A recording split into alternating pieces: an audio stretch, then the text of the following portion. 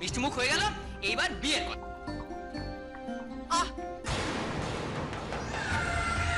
সুমিত, মাসি ঠাকুরবার কাঁদছে। কি? কেন? দাদা, মাসি কাঁদছে। আজ তোমার পেশেন্ট আমি, করি নয়। আমি বুঝতে পারছি মাসি, বিয়ের পরে তো তোমাকে আমাদের ছেড়ে যেতে হবে, কিন্তু সেটা তো তুমি চাইছো না। তাই জন্যই তুমি চিনিকে এরম বুকে নিয়ে কাঁদছো না। বিয়ে? কেন? তুমি জানো না তোমার বিয়ে ঠিক হচ্ছে? ঠিকই তো বলেছে কিনি, বিয়ে হলো তো আমাকে এই বাড়ি ছেড়ে চলে যেতে হবে। বিয়ে হয়ে চলে গেলে তো মল্লার বাবুকে আর আমি বাঁচাতে পারবো না, তাকে তো ধরতেও পারবো না যে মল্লার বাবুর ক্ষতি করছে। তার তো আরো সুবিধা হবে মল্লার বাবুর ক্ষতি করার। তাহলে আমি বলে দেব যে আমি বিয়ে করব না।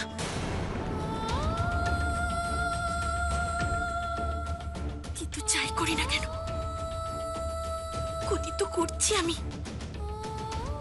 আচ্ছা হলো, সেটাও তো মল্লার বাবুর ক্ষতি, কমলের ক্ষতি, এই বাড়ির সকলের ক্ষতি। কোন দিকে যাব আমি? আচ্ছা, আমার কি এখান থেকে চলে যাওয়াটাই মঙ্গল? মাসি, মাসি, চলে যাবো আমি এখান থেকে, চলে যাব নাকি যাব? কারোর সঙ্গে তো আলোচনা করতে পারছি না, কি করলে ভালো হয়? মাসি, কি হয়েছে মাসি? তোমাকে এমন দেখাচ্ছে কেন? কিনি, কিনি, বলো না আমাকে কেমন দেখাচ্ছে, বলো না। খুব খুব বাজে দেখাচ্ছে না?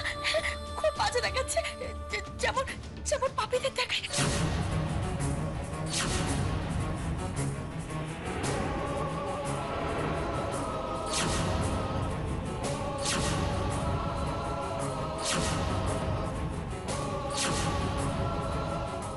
আপনার জন্য? না না, ওনার জন্য নয়, উনি আসলে মা, মা আপনি বলুন না। তোর কি হয়েছে বলতো মল্লা? একটু আগে তো তোর সঙ্গে আমার কথা হয়েছে, তাহলে এখন কেন তুই কথা বলাচ্ছিস?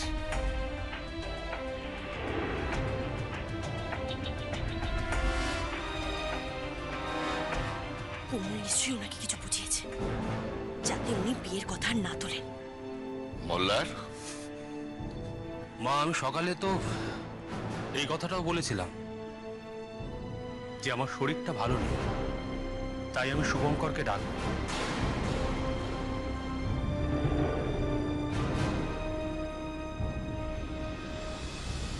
সেটা নিশ্চয়ই তোমার মনে আছে। বেশ তো, সে তুইও না হয় কথা বলে নিস সময় মতো। না, এই নিয়ে কথা বলতেই দেব না।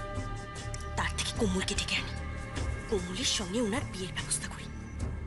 এমন কিছু একটা করতে হবে যাতে উনি ওনার ঘুমের ব্যাপারটা বলতে না পারে। দেখুন, আমার একটু তাড়া আছে। কোনো তাড়া নেই তোমার, তুমি একটু বসো, তোমার সঙ্গে আমার অনেক কথা আছে।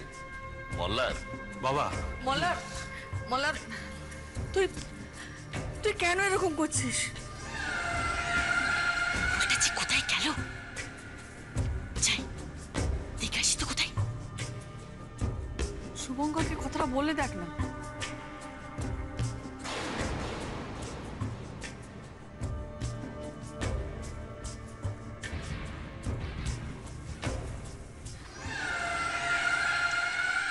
গেল কোথায় কোমল?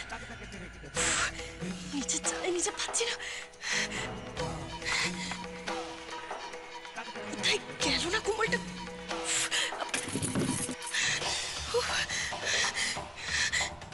কোমলকে খুঁজে না পেলে তো বিপদ।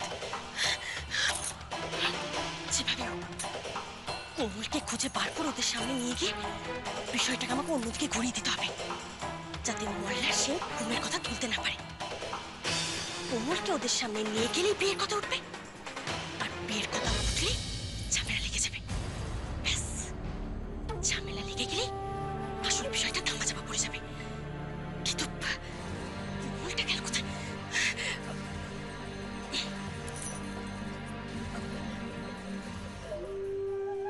দিদি, দিদি তুমি এখানে আছো? দিদি কোথায় তুমি? দিদি, কিন্তু শুভঙ্কর যদি বিয়েতে রাজি হয় আর ওদের বিয়েটা যদি পাকা হয়ে যায়, তাহলে কোনটাতে আমার বেশি লাভ? কোমলের আরেকবার বিয়ে হলে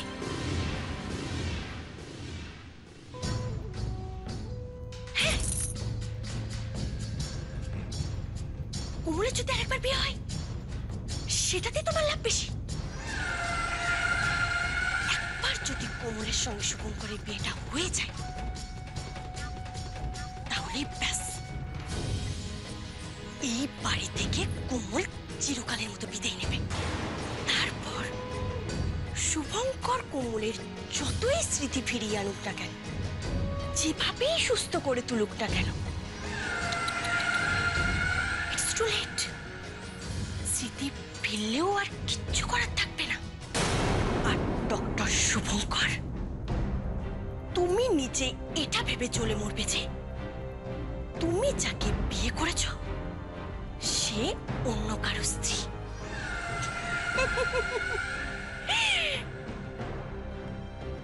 আর ওদিকে মল্লার সেন, সে তো কোমলকে হারিয়ে ফেলার বেদনায় একেবারে ভেঙে পড়বে।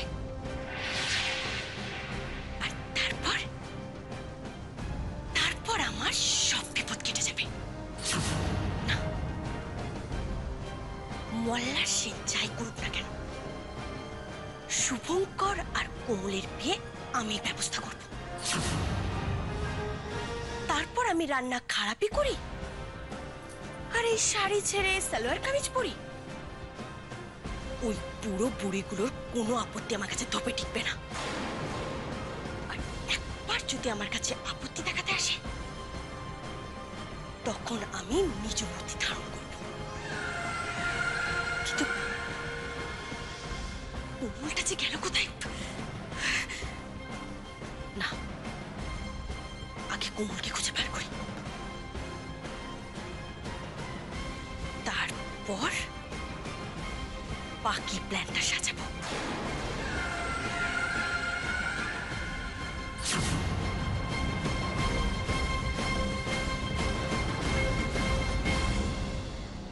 মাসি, তুমি না বললে চাইলেও আমি বুঝতে পারছি, কিন্তু এর জন্য তুমি কষ্ট কেন পাচ্ছ? তোমাকে কষ্ট পেতে হবে না।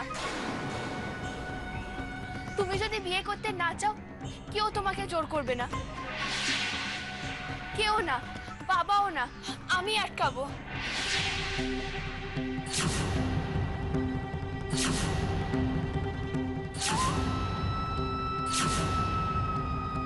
কেউ না দিতে চাইলেও আমি এই বিয়ে দেব কিনি। আমি যে করেই হোক তোমার মাকে রাজি করাবই এই বিয়ের জন্য। আর যদি রাজি না হয়, প্রয়োজন হলে জোর করে বিয়ে দেবো তোমার মার। আর তোমার বাবা দাঁড়িয়ে থেকে দেখবে শুধু, তার কিচ্ছু করার থাকবে না, কিচ্ছু না।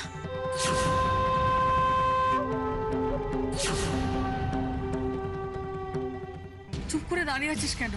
বল। বৌদি থাক, মল্লার এখানেই থাক। দীপ্তি, হ্যাঁ পিসিমা। তুমি দেখো তো করি কোথায়, ওকে এখানে নিয়ে না এসো। না না, আমি যাচ্ছি। দাঁড়াও সুমিত, কাউকে কোথাও যেতে হবে না। কড়িকে এখানে ডাকার কোনো দরকার নেই।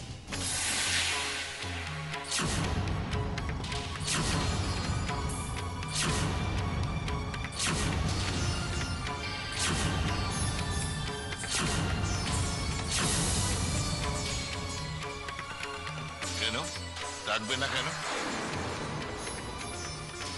বাবা, সব প্রশ্নের উত্তর আমি এখানে দিতে পারবো না।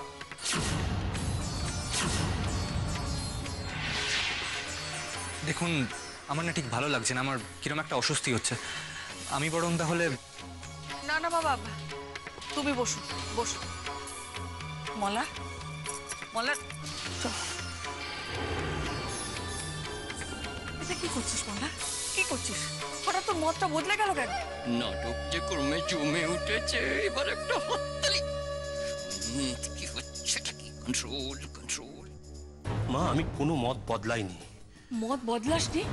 তুই নিজেকে জিজ্ঞেস করতো। আজ তো তোর শুভঙ্করের সঙ্গে করির বিয়ের ব্যাপারে কথা বলার ছিল, তুই তো সেসব কথা বলছিসই না, আর করিকে আসতেও দিচ্ছিস না। কেন কেন এরকম করছিস? তাছাড়া করি তো শুভঙ্করের পেশেন্ট, কেন করিকে আসতে দিবি না এখানে? করি এখানে আসবে না। কেন আসবে না? বলবি তো কেন আসবে না? কি রে বল, কেন আসবে না?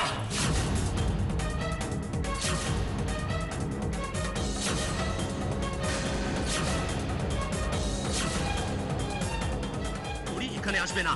আমি যখন বলেছি করি এখানে আসবে না, তো আসবে না। তার কৈফিয়ত আমি কাউকে দেব না। তোমরা সবাই শুনে রাখো, করি আজ এখানে আসবে না।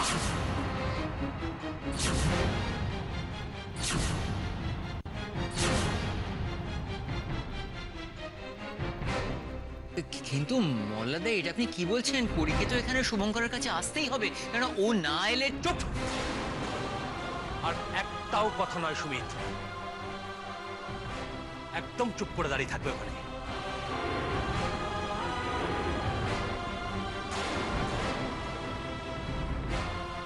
ছি ছি মোল্লা, ছি।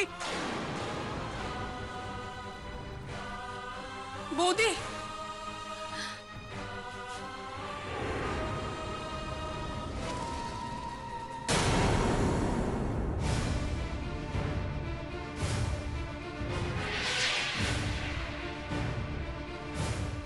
দেখুন, আমার মনে হয় আমার এবার যাওয়া উচিত।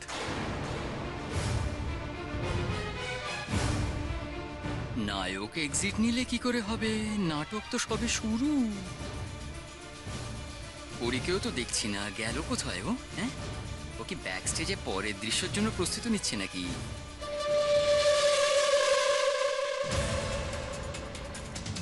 সে কি ডাক্তারবাবু, তুমি চলে গেলে কি করে চলবে? আরে বাবা, বসো না বসো না। আমার কি আর এখানে থাকার দরকার আছে? আছে তো বটেই। আমার মন যে বলছে আরো বড় নাটক হতে চলেছে। আচ্ছা, কোমল কোথায় গেল? তাই তো।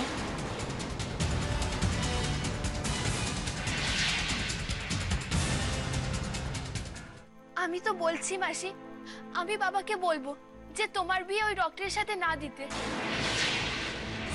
না না গিনি, তুমি তুমি কাউকে কিচ্ছু বলবে না, কিচ্ছু না।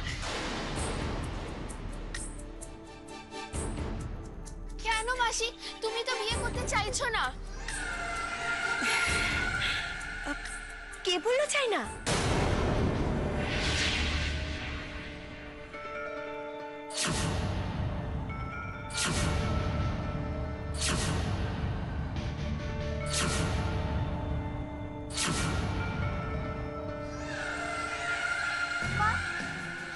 মা, মাসি তো এই ডক্টরকে পছন্দ করে না, তুমি বাবাকে বলো না। কিন্তু গিনি, ওই ডাক্তারের যে তোমার মাসিকে খুব পছন্দ হয়।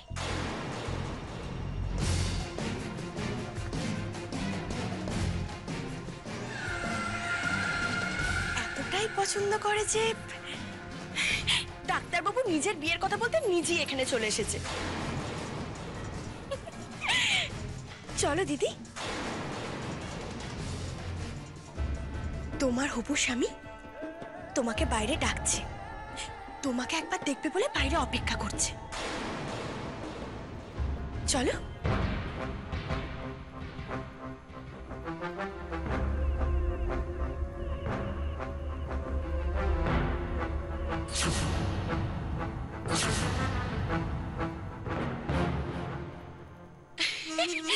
আর আমার স্বামী, সে তো তোমার বিয়ে দেবে বলে একেবারে লাফাচ্ছে।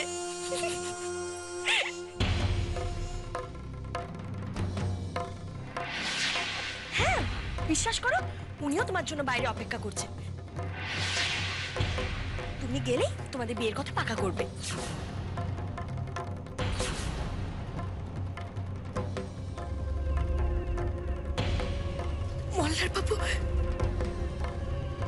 মল্লার বাবু আমার বিয়ে পাকা করছে। হ্যাঁ, এই দায়িত্বটা তো তারই, আর সেই জন্যই তো তোমাকে এখানে এনেছিল। কেন তোমার বিশ্বাস হচ্ছে না? না না, আমার বিশ্বাস হচ্ছে বিশ্বাস।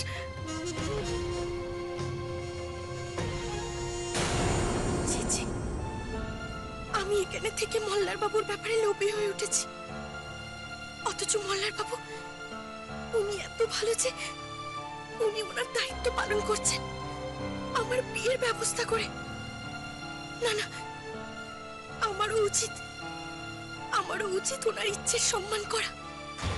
কিন্তু মা, গিনি, বড়দের কথার মধ্যে কথা বলতে নেই গিনি, চুপ করে থাকো। কিন্তু মা, মাসি তো যেতে চাইছে না। যাব, আমি ওখানে যাবো গিনি।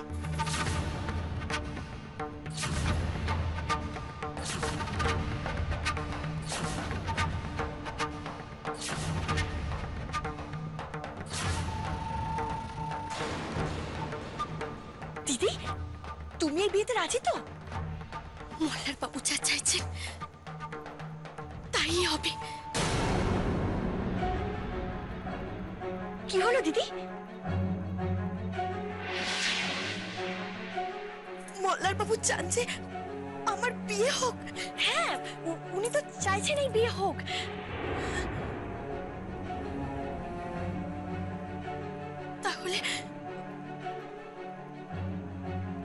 তাহলে আমি রাজি।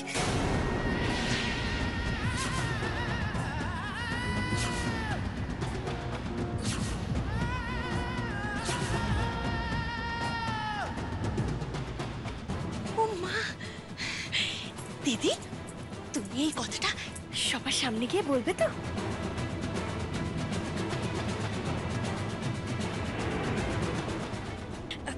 চলো দিদি।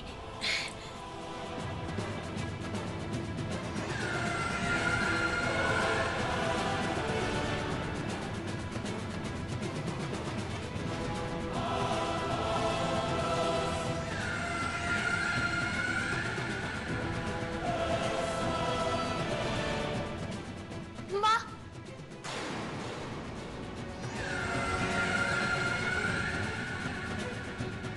তুমি মাসিকে কোথায় নিয়ে যাচ্ছ?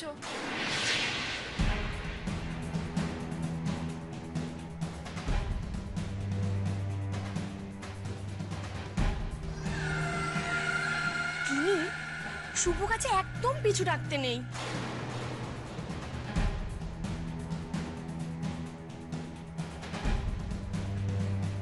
এখন শুধু অপেক্ষা করো, এইসব নিয়ে ভাবতে হবে না। এখন শুধু ভাবো যে কবে মাসির বিয়ে হবে, তোমরা কি পড়বে না পড়বে, কিভাবে সাজবে, আর কত আনন্দ করবে। ঠিক আছে, এগুলো নিয়ে ভাবো।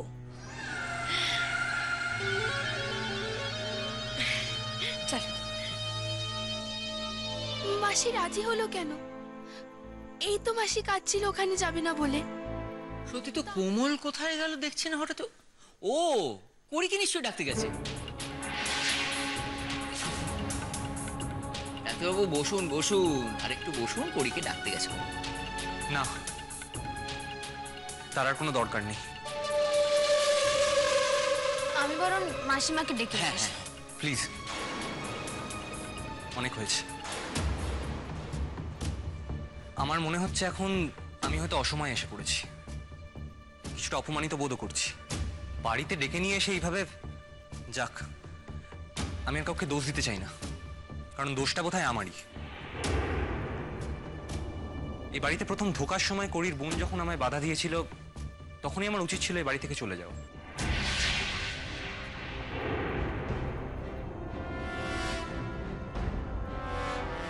এনিওয়ে, আমি যদি কোনো কটু কথা বলে থাকি তাহলে আমায় ক্ষমা করবে।